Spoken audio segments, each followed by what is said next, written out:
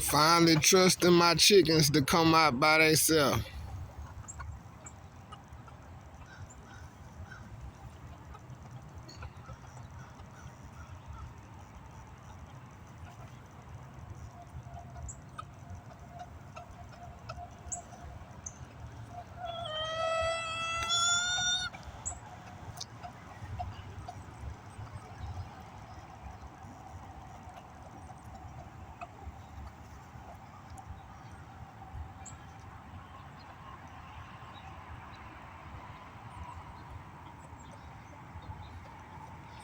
Some still haven't figured it out to come out yet.